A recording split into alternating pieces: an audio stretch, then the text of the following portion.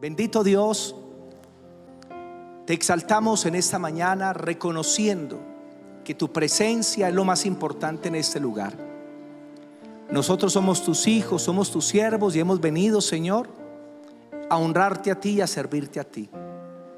Permítenos hoy a través de tu palabra ser edificados, Señor, bendecidos. Que podamos entender los asuntos espirituales y todo lo que está pronto a suceder sobre el planeta Tierra, bendito Dios. En el nombre de Jesús, amén y amén. Hoy voy a comenzar a dar una serie de escatología, o sea, de temas que tienen que ver con las profecías bíblicas, porque creo que como pueblo de Dios debemos entender los acontecimientos que están sucediendo hoy en el mundo y cómo la Escritura ya nos habla de ellos desde hace miles de años. Desde el punto de vista bíblico nos encontramos en los últimos días, en los últimos segundos antes de la venida del Señor. Y quiero comenzar hoy esa serie de temas con el tema del arrebatamiento de la iglesia o el rapto de la iglesia. El tema de hoy, el arrebatamiento de la iglesia o rapto de la iglesia. Creo que se me van a ir por ahí unos 3 meses hablando de esa serie, pero sé que vamos a aprender mucho. ¿Qué es el arrebatamiento? El arrebatamiento o la venida de Cristo por su iglesia es un acontecimiento futuro, en el cual Cristo viene por su iglesia, por su novia, con el propósito de sacarla de la tierra a causa de los juicios que se van a desatar o van a descender sobre la tierra. Y además también para desposarse con su novia y con su amada. Cuando miramos el arrebatamiento de la iglesia, en la Biblia no existen acontecimientos previos al rapto de la iglesia, pero sí existen acontecimientos para la segunda venida de Cristo. Cuando usted lee Mateo 24 y Mateo 25, Lucas 21 y Marcos, donde habla de las profecías, lo que están hablando ahí lo están tocando para el tiempo de la gran tribulación. Ya la iglesia no va a estar aquí en la tierra, y eso lo debemos entender. Vámonos para Apocalipsis capítulo 4. Apocalipsis capítulo 4, versículo 1. Apocalipsis capítulo 4, el versículo 1.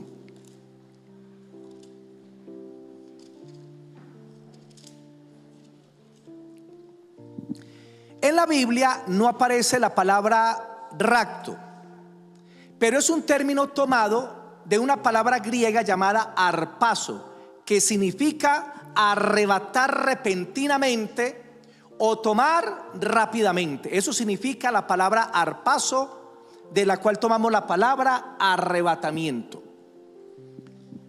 Les voy a hacer una explicación del libro de Apocalipsis. Apocalipsis es la revelación del Señor Jesucristo al apóstol Juan en la isla de Patmos. Juan está preso por causa de la palabra bajo el emperador Diocleciano. Y resulta que el Señor Jesucristo se le manifiesta en esa isla, y en Apocalipsis capítulo 1 él tiene la revelación de quién es el Señor Jesucristo.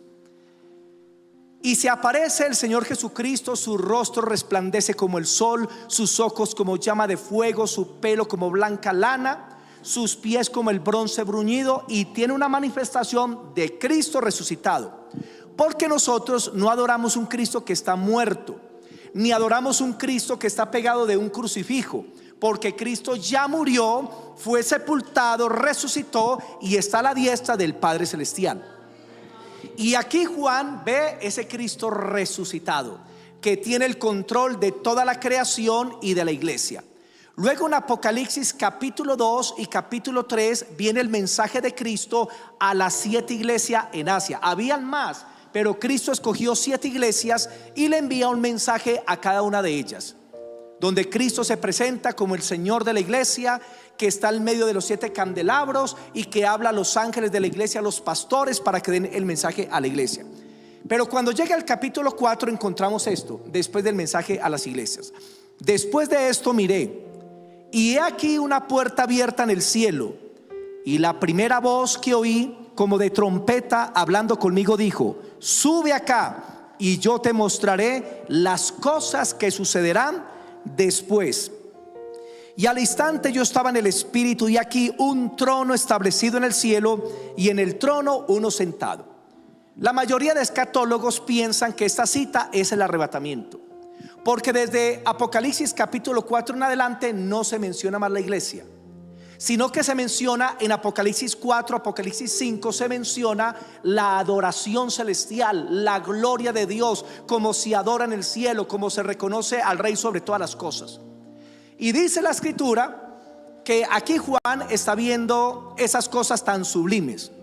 Pero luego viene en el capítulo 6, comienza el capítulo 6 y comienza a hablar ya de eventos en la tierra. Y se comienzan a mencionar 21 juicios que van a ser derramados sobre la tierra, los 7 sellos, las 7 trompetas y las 7 copas de la ira de Dios en la gran tribulación. Y si ustedes notan, de Apocalipsis capítulo 6 a Apocalipsis 19 no aparece la iglesia. ¿Por qué? Porque la iglesia ya ha sido arrebatada en Apocalipsis 4:1. Viene el mensaje a las iglesias, y a la última iglesia es la iglesia de la Odisea, es la iglesia tibia, es la iglesia que busca la prosperidad, que busca solamente los beneficios de Dios, pero que no está buscando a Dios.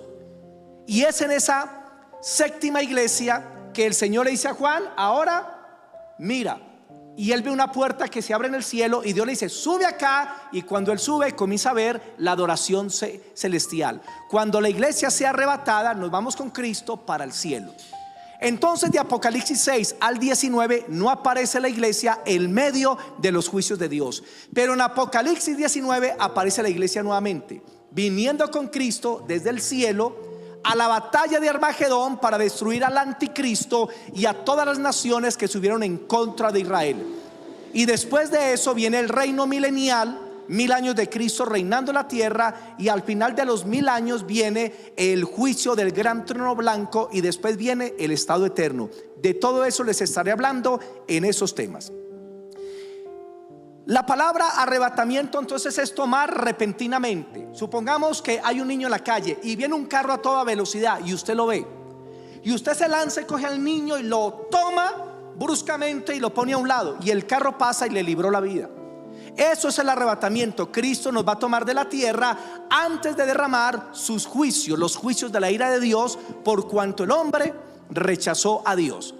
La doctrina del arrebatamiento es una doctrina revelada por Dios al apóstol Pablo.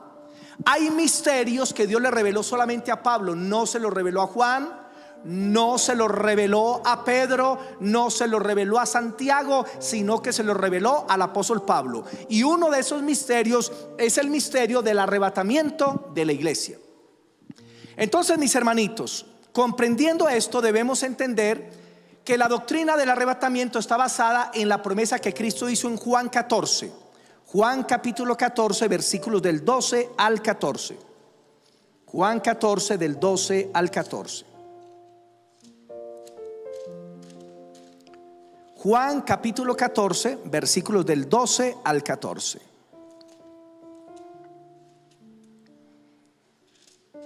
Y esas palabras son consoladoras. Cristo se las dio a sus discípulos y es para nosotros también. Juan capítulo 14, versículos del 1 al 3. Del 1 al 3. No se turbe vuestro corazón. Creéis en Dios, creed también en mí. En la casa de mi Padre muchas moradas hay. Y si así no fuera, yo os lo hubiera dicho. Voy pues a preparar lugar para vosotros. Y si me fuere y os preparare lugar, vendré otra vez y os tomaré a mí mismo, para que donde yo estoy, vosotros estéis conmigo. Esa es la promesa del Señor Jesucristo. Él se fue a preparar no las moradas eternas, ya están hechas. ¿Qué se fue a preparar pues el Señor? Lugar. En medio de esas moradas hay un lugar especial para nosotros. Y Él dice que si prepara un lugar, Él va a volver nuevamente y nos va a tomar para llevarnos a ese lugar, para que estemos para siempre con Él. ¿Y cuándo va a suceder eso? Cuando Cristo venga en el arrebatamiento de la iglesia. Hechos capítulo 1, versículos 9 y 10. No solamente Cristo anunció su venida, también los ángeles anunciaron la venida de Cristo. Hechos capítulo 1, versículos 9 al 11. Hechos 1, versículos del 9 al 11. Hechos 1, del 9 al 11. Y habiendo dicho estas cosas, viendo ellos, fue alzado, y le recibió una nube que le ocultó de sus ojos. Y estando ellos con los ojos puestos en el cielo, entre el tanto que él se iba, he aquí se pusieron junto a ellos dos varones con vestiduras blancas, los cuales también dijeron: varones Galileos, ¿por qué estáis mirando al cielo? Este mismo Jesús que ha sido tomado de vosotros al cielo, así vendrá como le habéis visto ir al cielo. O sea que Cristo vuelve por segunda vez. No es una fábula. Cristo lo anunció, y lo anunciaron también sus ángeles, y los apóstoles anunciaron la segunda venida del Señor Jesucristo. Pero hoy encontramos por YouTube una serie de predicadores que están negando el arrebatamiento de la iglesia, especialmente unos predicadores españoles, y algunos hermanos me envían video de ellos. Uno es Juan Manuel Bax y otros, y ellos niegan el arrebatamiento de la iglesia. Ellos dicen que es una fábula, cuando es una doctrina que está claramente establecida en la palabra del Señor. Negar el arrebatamiento, hermanos, es prácticamente una blasfemia, porque es que es una doctrina que está claramente establecida en la palabra de Dios, como lo vamos a ver ahorita. Algunos creen que Cristo viene antes que venga la gran tribulación. Otros piensan que Cristo viene a la mitad de la tribulación, y otros al final de la gran tribulación. Más del 80% de los cristianos creemos que Cristo viene antes de los juicios de la gran tribulación. Entonces, mis hermanitos, el arrebatamiento es una doctrina bíblica. Ahora, quiero hacer un paralelo rápidamente acerca de lo que es el arrebatamiento y la segunda venida, porque la segunda venida tiene dos etapas. Primero viene por su iglesia, la lleva. Comienzan 7 años de gran tribulación sobre la tierra, y al final de los 7 años es la segunda venida de Cristo a la tierra, ya a reinar y a destruir el mal. Entonces hay diferencias entre el rapto y la segunda venida. Voy a hacer unas poquitas. Primero, cuando Cristo viene por la iglesia, viene soltero. Viene soltero. Nosotros todavía no somos la esposa, nosotros somos la novia que nos estamos preparando por la palabra. Y cuando Cristo venga, viene por su novia para llevarla al cielo, para casarnos con él. Pero cuando Cristo vuelva a los 7 años en la batalla de Armagedón, viene ya casado con su esposa, con la iglesia. Segundo, el arrebatamiento es un movimiento de la tierra al cielo, porque la iglesia va a ser levantada y millones de cristianos van a desaparecer. Hoy se calcula que hay más o menos 1.000 millones de cristianos evangélicos, 1.000 millones. Pero supongamos que cuando Cristo venga estén 400 millones preparados y se vayan 400 millones. 600 se van a quedar y les va a tocar pasar por la gran tribulación, y en parte les va a tocar dar su vida por causa del evangelio. Ahora es por la gracia, por vivir para Cristo. Pero si Cristo viene y no estás preparado, te quedas en la gran tribulación.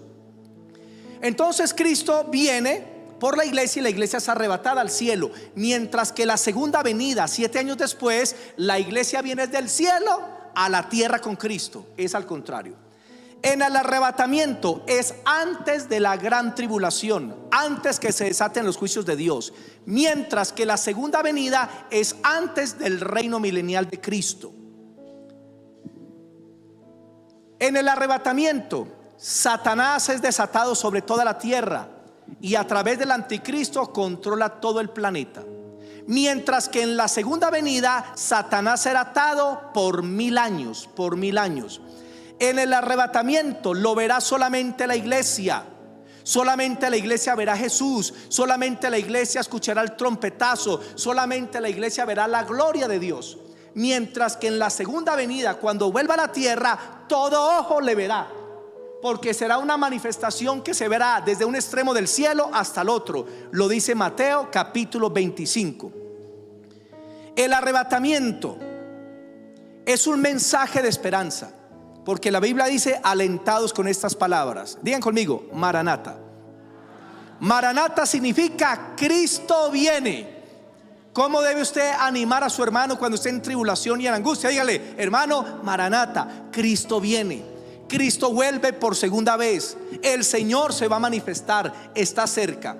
Mientras que el mensaje para la segunda venida es un mensaje de juicio y de destrucción. En el arrebatamiento, los cristianos vamos al tribunal de Cristo a rendirle cuentas por lo que hicimos para Dios. Mientras que después de la segunda venida de Cristo vendrá juicio, pero sobre la tierra. Eso se menciona en Apocalipsis 19. Vamos a continuar viendo entonces algunas citas acerca del arrebatamiento. Primera de Corintios capítulo 15. Primera de Corintios capítulo 15, versículos 51 al 55. Primera de Corintios capítulo 15, versículos del 51 al 55.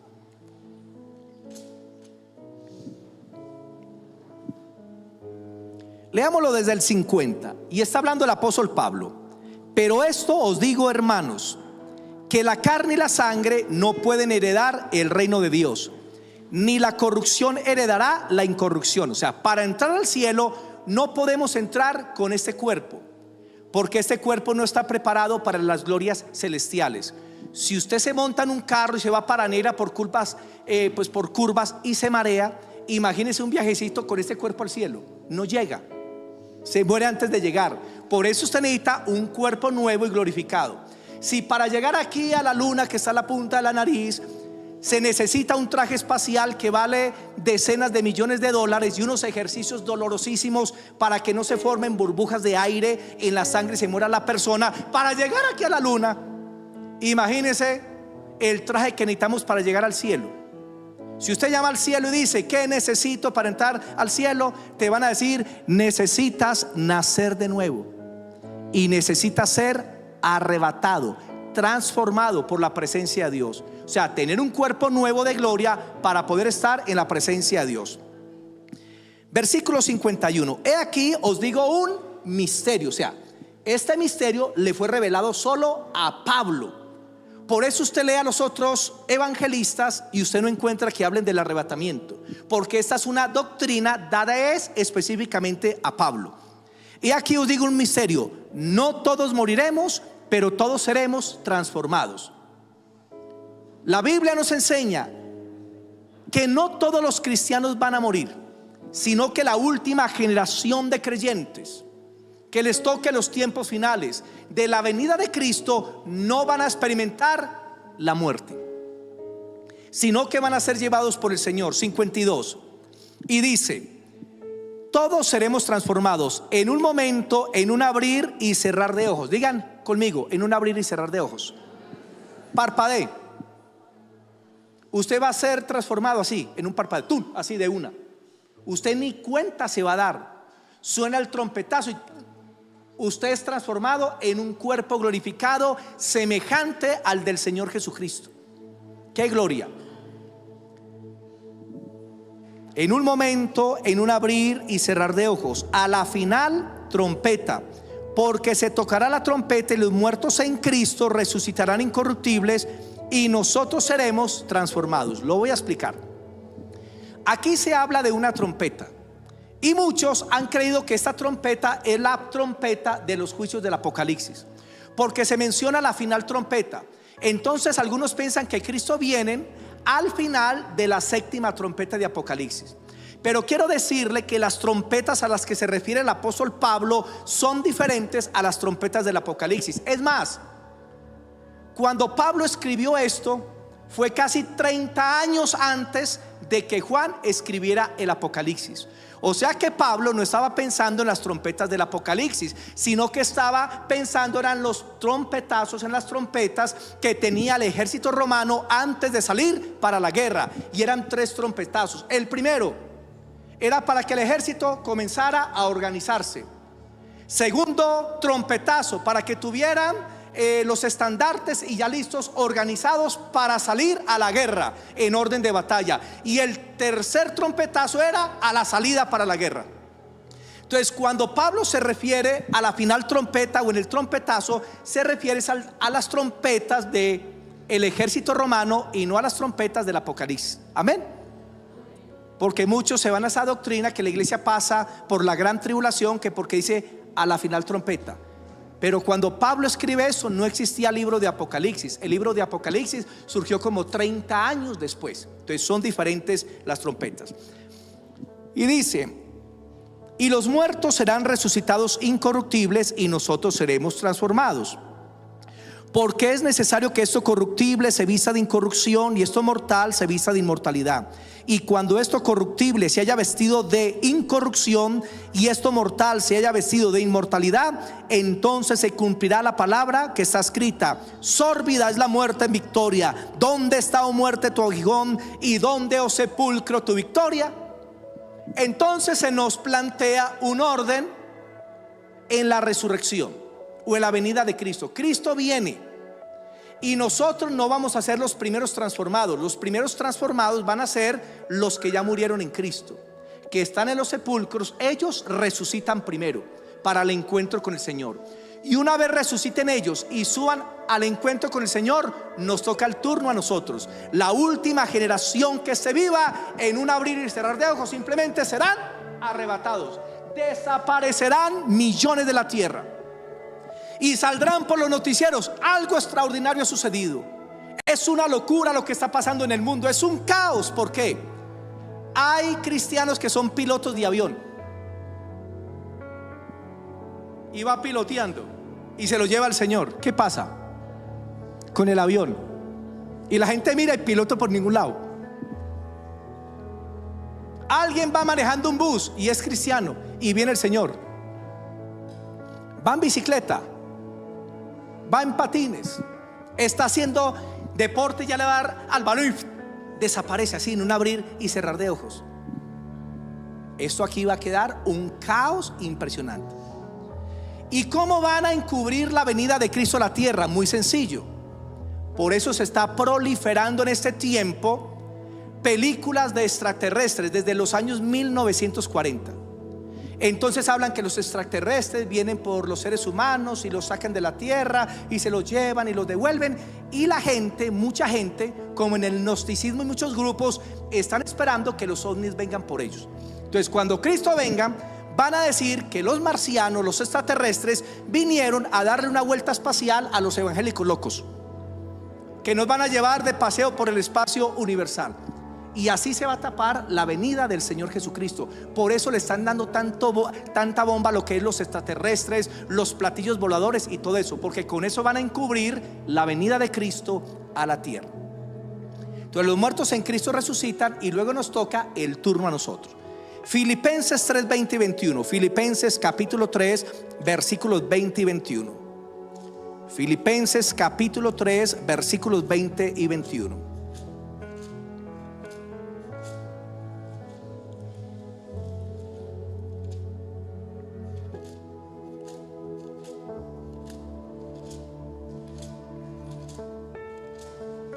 Capítulo 3, versículos 20 al 21 dice lo siguiente: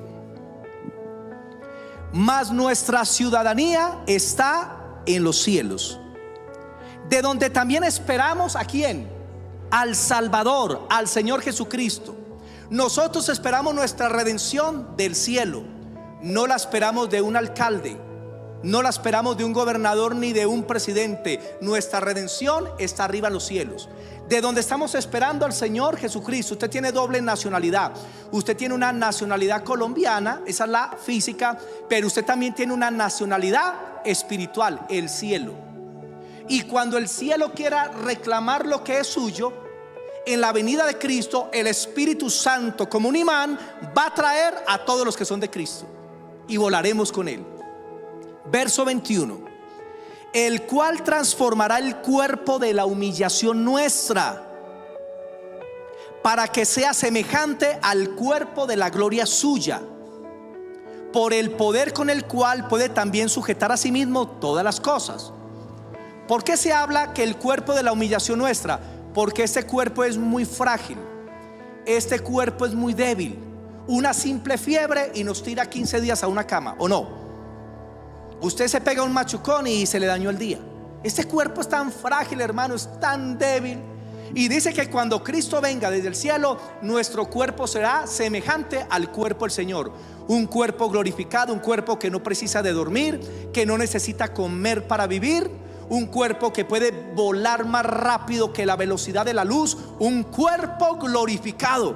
Y ese es el cuerpo que nos espera, un cuerpo que ya no se va a enfermar, que no sufre de reumatismo ni de cataratas. Un cuerpo perfecto. Usted ahorita sufre por los achaques, que le duele la cintura, que le duele la rodilla, que le duele una tripa, o sea, muchas cosas. Pero cuando Cristo vuelva, tranquilo, si acabaron las dolencias para siempre. ¡Qué bendición! Nunca más habrá muerte, porque la muerte será absorbida por el poder de Cristo. Y tendremos un cuerpo semejante al del Señor. Vamos a leer también Primera de Tesalonicenses 1:10. Primera de Tesalonicenses capítulo 1, el versículo 10. Leámoslo desde el 9. Porque ellos mismos cuentan de nosotros la manera en que nos recibisteis y cómo os convertisteis de los ídolos a Dios para servir al Dios vivo y verdadero. Hay que dejar la idolatría para volverse a Dios, que es espíritu. Verso 10. Y esperar de los cielos a su Hijo, el cual resucitó de los muertos, a Jesús, quien nos libra de la ira venidera. Nosotros estamos esperando la venida del Señor del cielo, el cual nos va a librar de la ira o de los juicios que se van a desatar sobre la tierra. Vamos a leer también Segunda de Pedro capítulo 3, Segunda de Pedro capítulo 3, versículos 3 y 4. Si le pueden bajar un poquitico a la música, gracias. Segunda de Pedro capítulo 3, versículos 3 y 4. Hoy encontramos una cantidad de personas que se burlan de la venida de Cristo y dicen: Cristo no va a venir, incluyendo predicadores. Y dicen que el arrebatamiento es una fábula, que Cristo no va a levantar a la iglesia de la tierra. Y hay otra serie de predicadores de la prosperidad que enseñan que Cristo no viene porque la iglesia va a ganar al mundo para Cristo. Entonces es que Cristo ya no necesita venir. Y eso va contrario a la palabra del Señor. Cristo vuelve, Cristo vuelve. Y hay gente que me ha dicho: pastor, pero han dicho durante siglos que Cristo viene. Eso es muy cierto. Durante siglos se ha anunciado la venida del Señor. Pero ¿por qué no ha venido el Señor? Porque primero tenían que cumplirse en ciertas señales y aproximarse el tiempo del fin. Y tenía que levantarse un nuevo orden mundial o de gobierno, por medio del cual se va a manifestar el anticristo. Y ese gobierno ya está listo para controlar el mundo. Sus datos personales ya están en ciertas computadoras y conocen todo acerca de usted. Satelitalmente pueden ubicarlo usted donde se encuentre, hermano. Nosotros prácticamente ya no tenemos vida privada. Entonces muchos dicen: pero Cristo no ha venido. Y eso no pasaba solamente en este tiempo, pasaba también en los tiempos del apóstol Pablo, y se burlaban de la venida del Señor. Segunda de Pedro 3, versículo 3. Sabiendo primero esto, que en los postreros días vendrán burladores, andando según sus propias concupiscencias y diciendo: ¿dónde está la promesa de su venida? La promesa de su advenimiento. Mire, se burlan de la venida de Cristo. Porque desde el día en que los padres durmieron, todas las cosas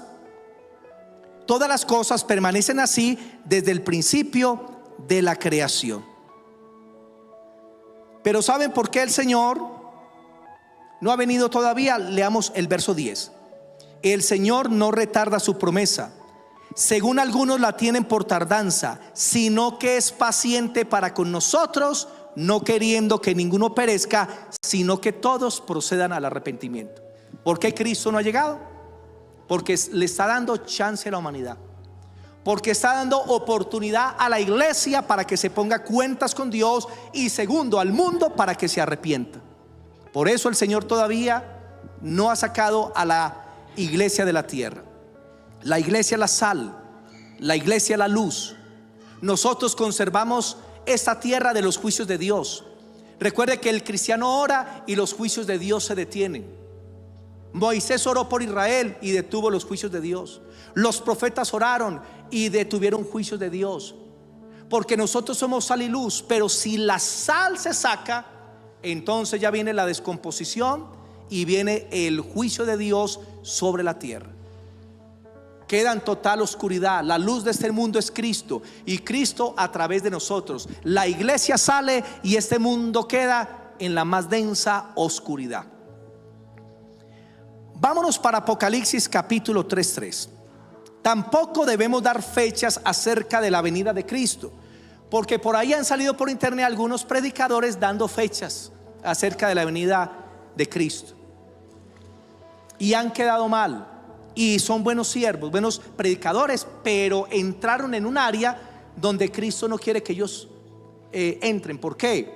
Porque la venida de Cristo es en cualquier momento. Nadie sabe ni el día ni la hora. Apocalipsis capítulo 3, el versículo 3. Apocalipsis capítulo 3, el versículo 3 dice lo siguiente: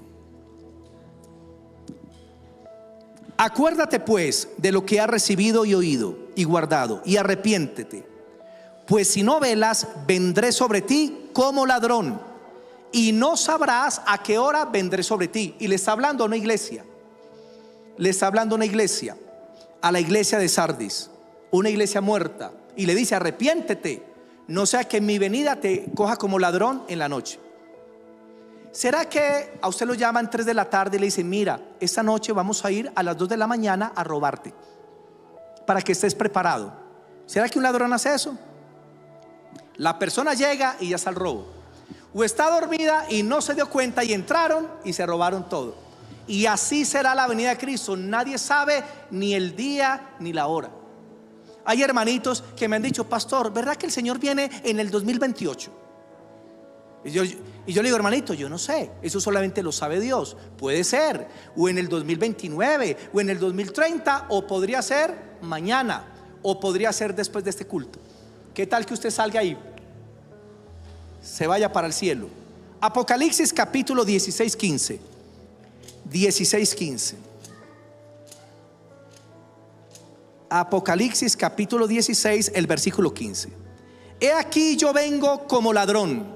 Bienaventurado el que vela y guarda sus ropas, para que no ande desnudo y vean sus vergüenzas. O sea, bienaventurado el que esté preparado para la venida del Señor. Ahorita le voy a hablar de esa preparación. Primera de Pedro 5, versículo 4. Primera de Pedro capítulo 5, el versículo 4. Primera de Pedro 5 del 1 al 4 habla de los pastores. Que los pastores que amen la grey y la sirvan no porque están obligados, sino por amor, y que no se aprovechen económicamente de la grey, sino que sirven como el Señor. A los pastores les va a dar una recompensa al Señor cuando venga. Verso 5, 4. Y cuando aparezca el príncipe de los pastores, vosotros recibiréis la corona incorruptible de gloria. Esta corona de gloria es solo para los ministros, para los pastores, para los que estuvieron al frente de la grey. Entonces, si un pastor cumple bien con su rol de cuidar el rebaño, visitarlo, llamarlo, orar por ellos, apoyarles en sus crisis, y lo hace por amor, sin esperar nada a cambio, la Biblia dice que cuando aparezca el príncipe de los pastores, qué título tan hermoso, el príncipe de los pastores, entonces nos dará la corona de gloria. Qué bendición. Primera de Juan capítulo 3. Primera de Juan capítulo 3 versículos 2 y 3. Primera de Juan 3 versículos 2 y 3.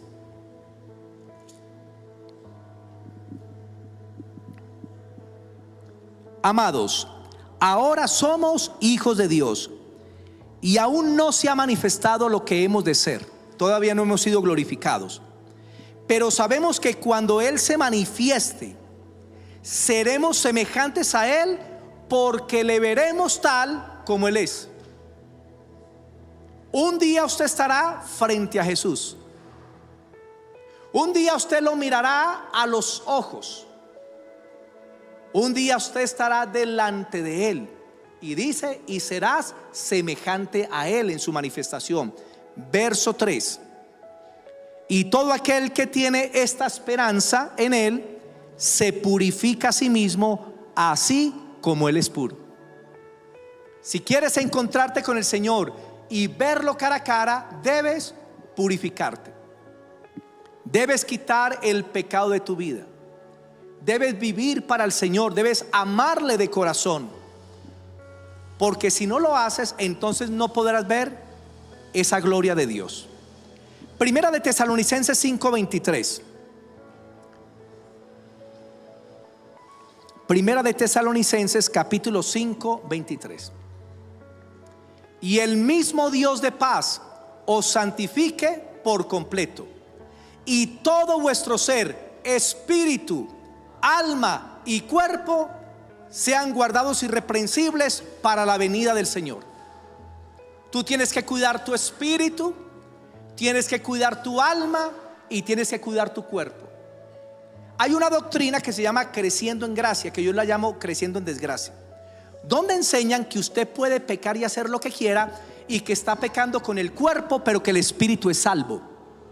Esa es una gran mentira, porque cuando una persona peca, el pecado contamina todo: el espíritu, el alma y el cuerpo. Por eso dice el Señor: santifícate. Y ahí lo dice, ¿para qué? Para la venida de nuestro Señor Jesucristo. Si usted no está viviendo en santidad en su venida, no te vas para el cielo, no te vas en el arrebatamiento, y te tocará aquí en la tierra, ahí sí, defender a Cristo a capa y espada y entregar tu vida por Él en la gran tribulación.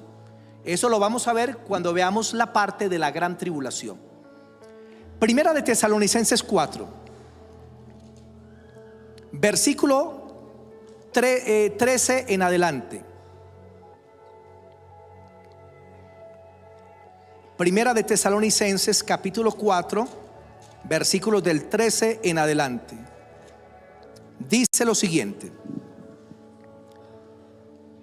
tampoco queremos, hermanos, que ignoréis acerca de los que duermen, para que no os entristezcáis como los otros que no tienen esperanza. La iglesia de los tesalonicenses querían comprender qué pasaba con los que eran cristianos y habían muerto. ¿Qué pasaba con ellos? ¿Cuál era su estado? Y Pablo les da la respuesta y dice: no quiero que ignoren acerca de los que duermen. Cuando ahí se habla de dormir, se habla de morir. Dormir en la Biblia es un sinónimo de morir. Como nosotros decir en nuestros términos colombianos: colgó los guayos, estiró las patas, le vino la pelona. Para los judíos es el término dormir. Durmió en el Señor, o sea, murió. ¿Qué pasa con ellos? Versículo 14: porque si creemos que Jesús murió y resucitó, así también traerá Dios con Jesús a los que durmieron en Él. Repiten esta palabra: Dios traerá con Jesús a los que durmieron en Él. Si usted cree que Cristo murió y resucitó, va a llegar un día en que todos los que ya murieron y están en el cielo, dice que Cristo vendrá con ellos desde el cielo. Dios traerá con Cristo a los que ya murieron en Él. Versículo 15: por lo cual os decimos esto en palabra del Señor. Pablo dice: eso es palabra de Dios.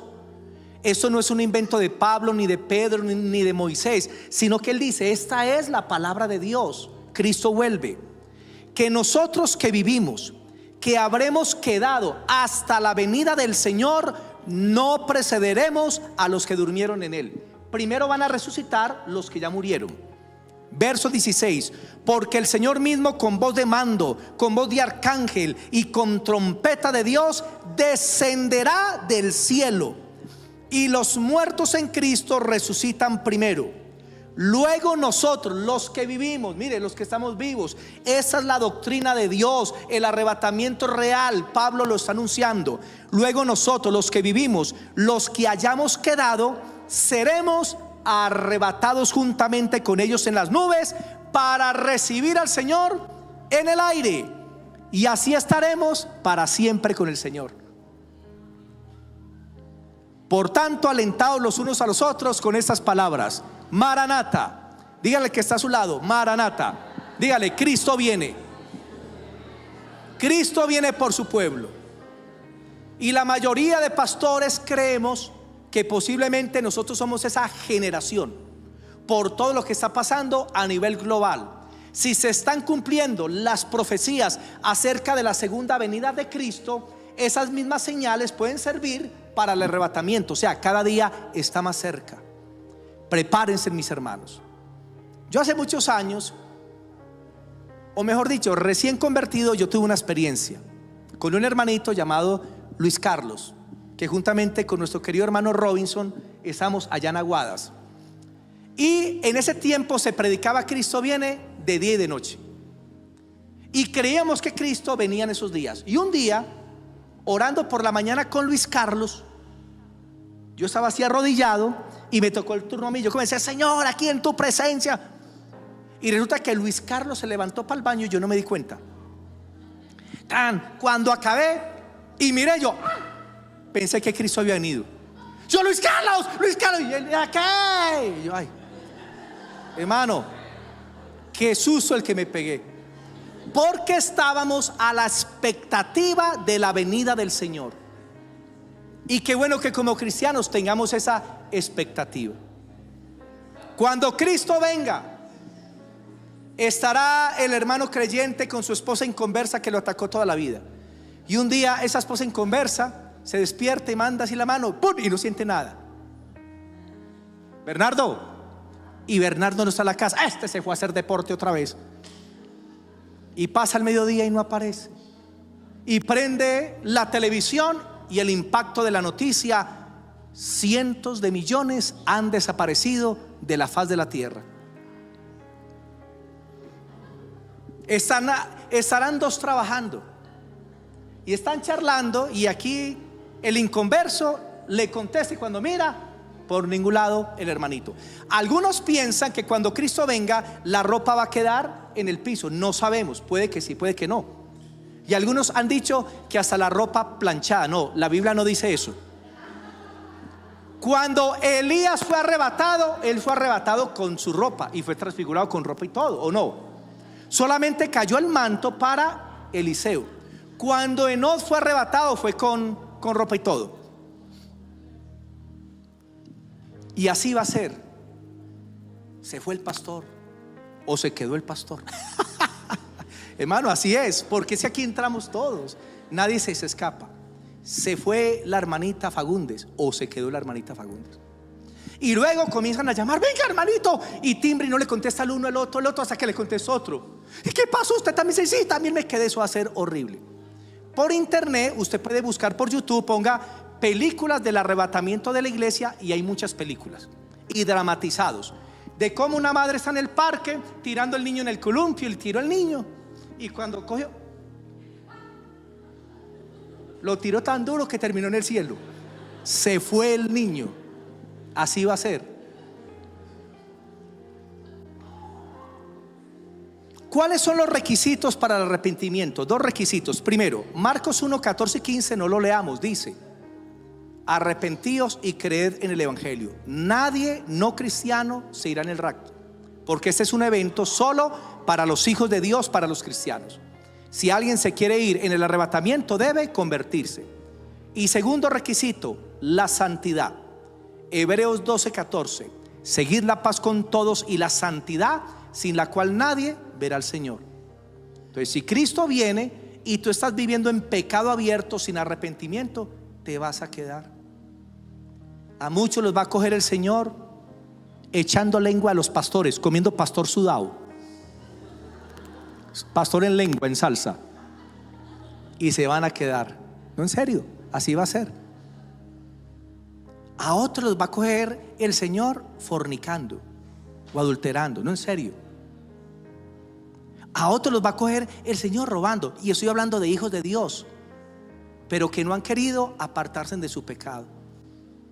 A otros los va a encontrar el Señor consultando el indio Guataipuro, porque hay cristianos que hasta a brujos van. ¿Serio? Ay, hermanos, tantas cosas. Mire, para que ustedes entiendan cómo está el cristianismo. Cuando miramos el cristianismo de Caldas, decimos: no, pastor, nos falta mucho. Pero si ustedes no sabían, Caldas es uno de los departamentos donde los cristianos son más consagrados. Y el cristianismo de todo el mundo dice que los cristianos de Colombia son verdaderos. Los de Argentina dicen es que los cristianos de Colombia son consagrados, en serio. Entonces, si ellos nos llaman a nosotros consagrados, ¿cómo estarán ellos, Dios mío?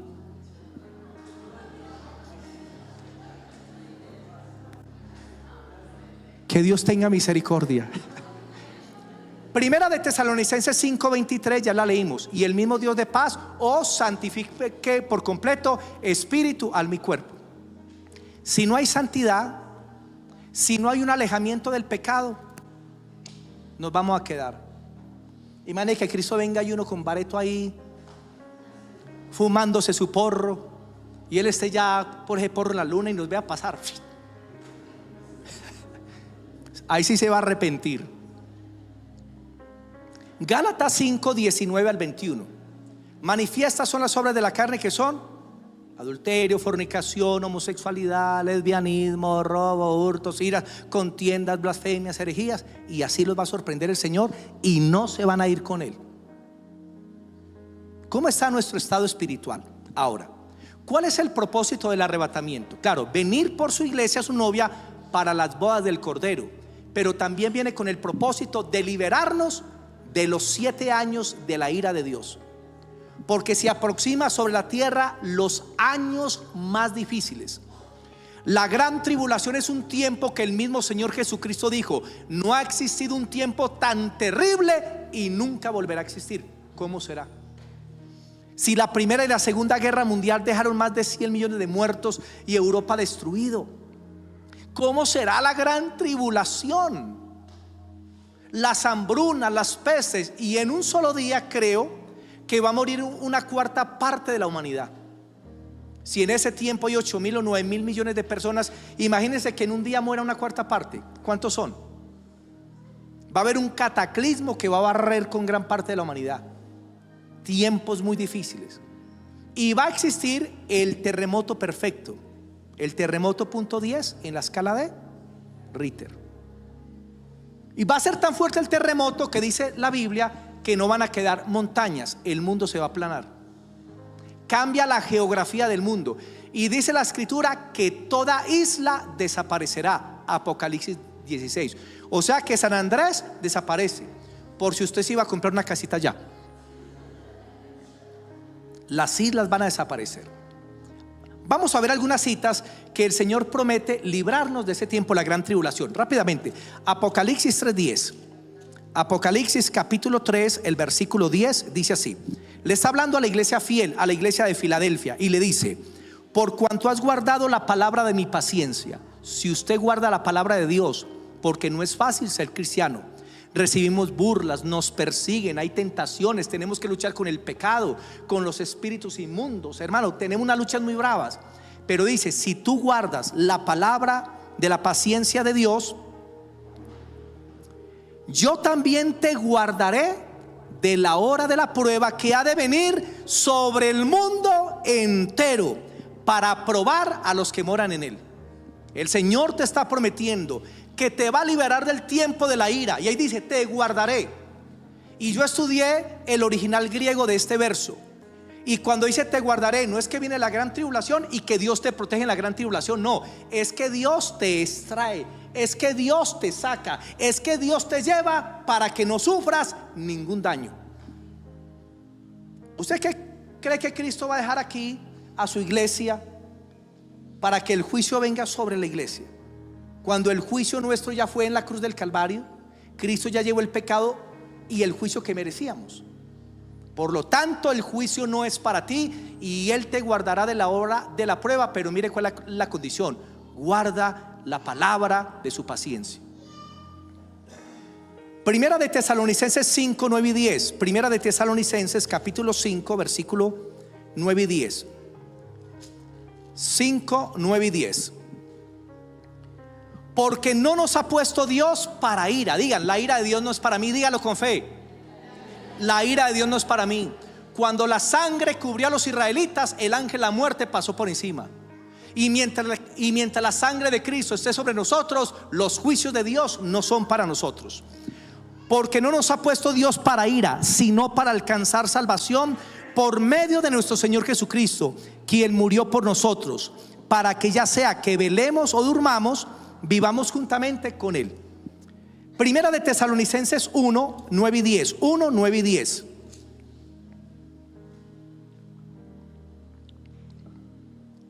Porque ellos mismos cuentan de la manera en que nos recibisteis y cómo os convertisteis de los ídolos a Dios, para servir al Dios vivo y verdadero, y esperar de los cielos a su Hijo, quien resucitó de los muertos. ¿Y para qué lo esperamos? Quien nos libra de la ira venidera. Usted no va para la gran tribulación, porque algunos están enseñando, yo lo he escuchado ya en YouTube de varios predicadores famosos, que a usted le va a tocar conocer el anticristo. Hermano, usted no le va a tocar conocer el anticristo. Ni se sabe quién es, pastor. ¿Será que el anticristo es Petro? No, hermanos. Pastor, ¿será que el anticristo es? No, hermano, nadie sabe. Es un misterio. Eso le va a tocar es a los que queden en la gran tribulación. La iglesia es arrebatada y en esos mismos días se manifiesta el anticristo, supuestamente para darle orden y paz al mundo. La iglesia no está puesta para ira. Romanos 5, versículos 8 y 9. Ya va a terminar. Romanos 5, 8 y 9. Romanos capítulo 5, versículos 8 y 9. Mas Dios muestra su amor para con nosotros, en que siendo aún pecadores, Cristo murió por nosotros. Pues mucho más, estando ya justificados por su sangre, por Él seremos salvos de la ira. Estando justificados en su sangre, seremos salvos de la ira. La ira de Dios no es para el creyente. La ira de Dios es para la persona que rechaza a Cristo, que no acepta el evangelio, porque como no están bajo la gracia de Dios, entonces reciben lo que sus pecados merecen, y nuestros pecados ya fueron juzgados en Cristo. Isaías 26, Isaías capítulo 26. Isaías capítulo 26, versículos 19 al 21. ¿Será que esta cita que viene a continuación será el arrebatamiento de la iglesia? Isaías 26, versículos 19 al 21. Y dice: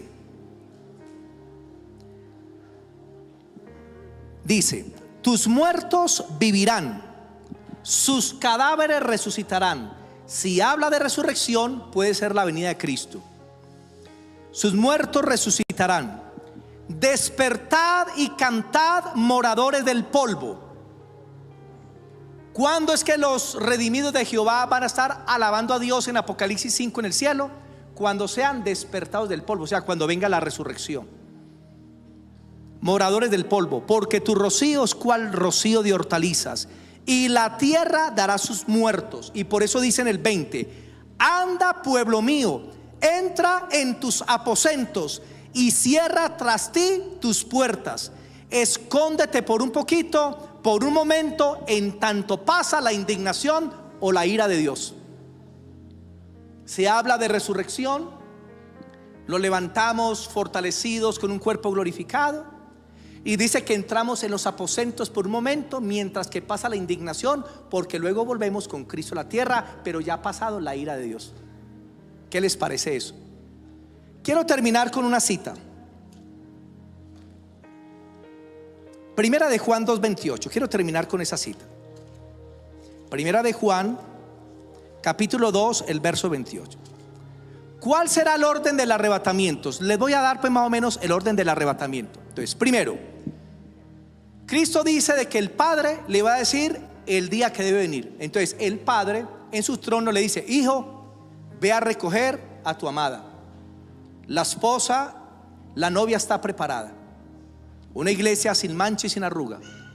Ya el pueblo está preparado. Ve por la iglesia.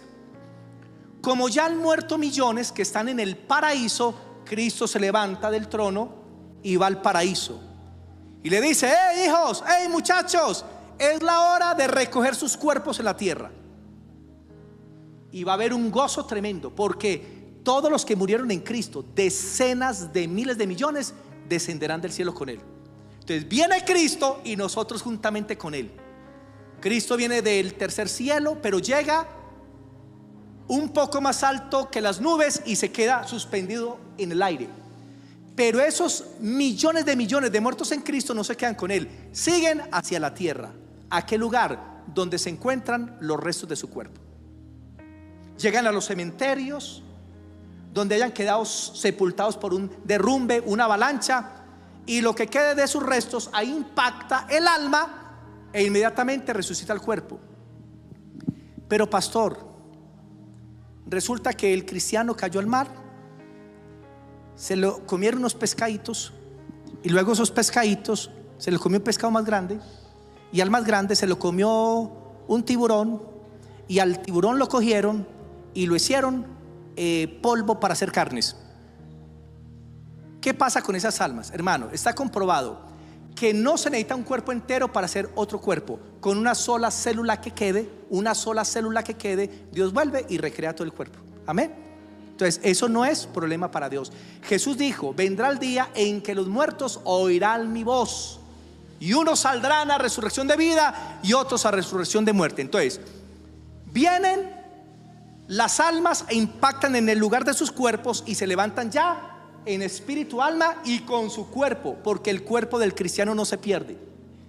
Tu cuerpo va a ser glorificado, va a resucitar, aunque quede en el polvo por un tiempo, va a ser levantado. Y hay mismos los que resucitan, vuelven para encontrarse con Cristo, pero ya con su cuerpo, porque Cristo prometió la resurrección. Y luego suena el trompetazo. ¿Quién sabe hacer como una trompeta aquí? Alguien que haga como una trompeta. ¿Alguno? No, si es una trompeta, hermano, nos quedamos. Eso, suena un trompetazo. Y los que estemos aquí en la tierra, imagínense, escuchar ¡tan! O sea, un impacto, un trompetazo, hermano, fuerte. Eso va a ser algo glorioso. Y usted mira y ve el resplandor, y en un abrir y cerrar de ojos, ¡tum!, su cuerpo es glorificado. ¡Tan! Queda usted en un cuerpo hermosísimo. Se van las arrugas, los barros y las espinillas. Quedas con los dientes completos, y al que le faltaba una pierna está con la pierna entera.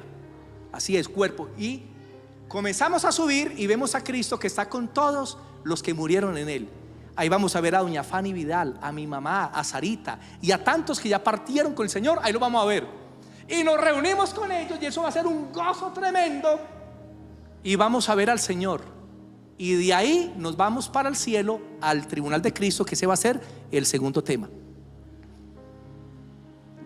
Primera de Juan 2:28, termino con esa cita. Y ahora, hijitos, permaneced en Él, en Cristo, para que cuando se manifieste, tengamos confianza, para que en su venida no nos alejemos de Él avergonzados. ¿Estás preparado para la venida del Señor? ¿O ya estabas preparado para la parranda esta noche?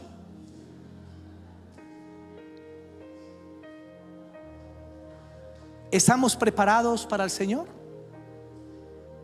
¿Cómo está tu corazón, tu mente?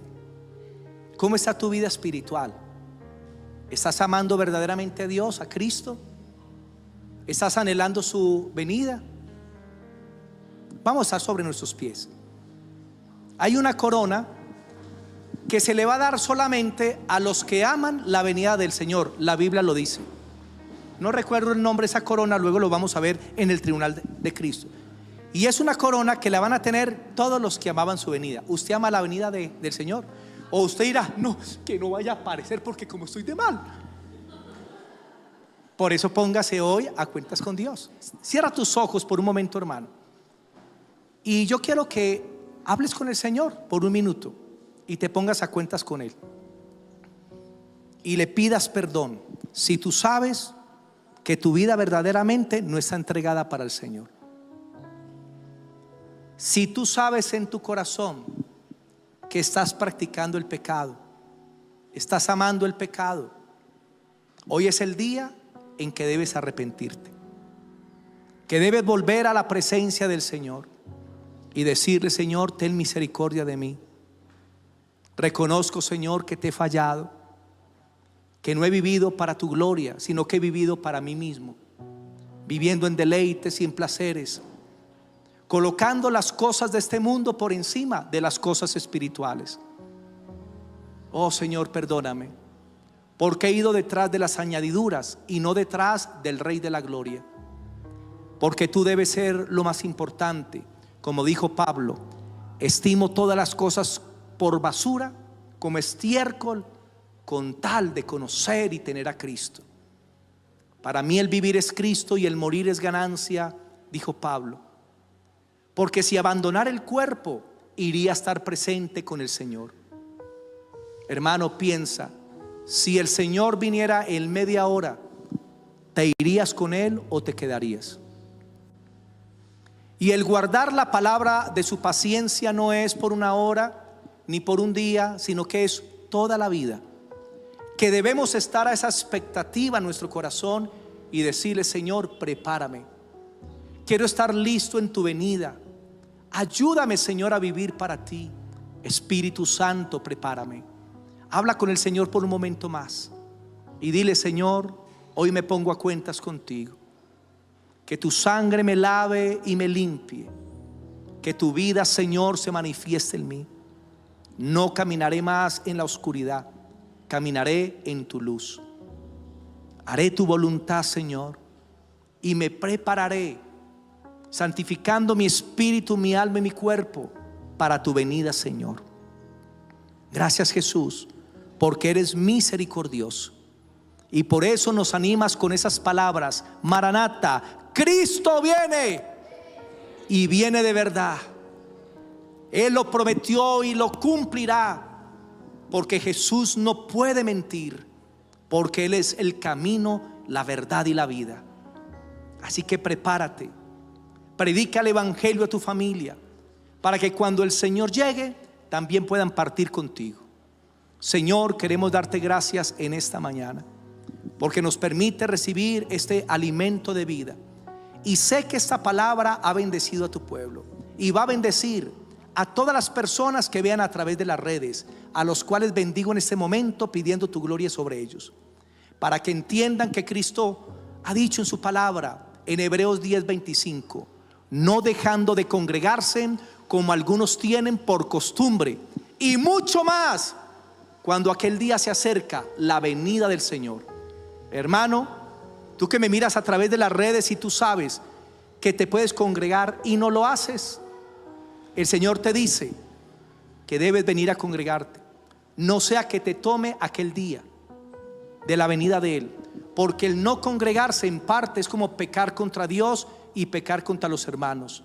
Porque Dios te ha hecho parte de un cuerpo para que sirvas, para que ames, para que seas pulido, para que sirvas con tus dones. Y si no te congregas, entonces, mi hermanito, no estás cumpliendo con el propósito de Dios. Padre, yo bendigo a tu pueblo, que la gracia de Dios les acompañe en esta día. Amén y amén. Démosle ese aplauso a Jesús. Amén.